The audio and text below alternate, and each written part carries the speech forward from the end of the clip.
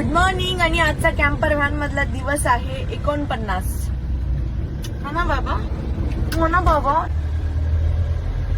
तर आम्ही ह्या बीचला आलोय. तर हा बीच छान आहे, पण झालं असं आहे की खूप इथे पण गर्दी आहे आणि अजून ओपन पण नाही झालंय ते. तर आम्ही आता तोच विचार करतोय की नेमकं आज कुठे राहायचं, कारण आम्हाला एक दिवस इथे राहायचंच आहे ह्या मंगलोर शहरामध्ये. कारण आमचं पार्सल पण येणार आहे उद्या, सो आम्हाला आज थांबावं तर लागणारच आहे, पण कुठे थांबायचं हेच अजून कळत नाही आम्हाला. तर आम्ही आलोय, जवळच एक टुरिस्ट प्लेस होती जिथे टिपू सुलतानाने हे बांधलेले देखरेखीसाठी, तिथे आलोय. आणि तिथे आल्यानंतर हे राहिलेलं जरा एक काम होतं, ट्रॉलीचं, ती बाहेर येत होती सारखी, तर तिला मॅग्नेट लावतायत. कारण गाडी चालू असताना मॅग्नेट लावणं फार गरजेचं असतं, कारण नाही तर त्या बाहेर येतात कंटिन्यू.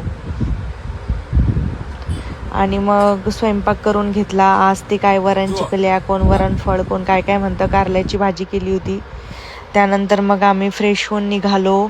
आलोच होतो, म्हटलं तर थोडंसं बघून घ्यावं काय साईडला. तर छान असं पार्क होतं आणि पुढे चालत गेल्यानंतर एक बोट राईड पण होती. ते छान गार्डन होतं.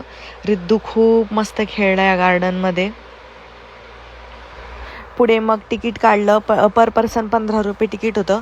मग तिकीट काढून असं लाईनमध्ये नंबर लावला. मग आम्हाला बोट अशी पुढे घेऊन गेली.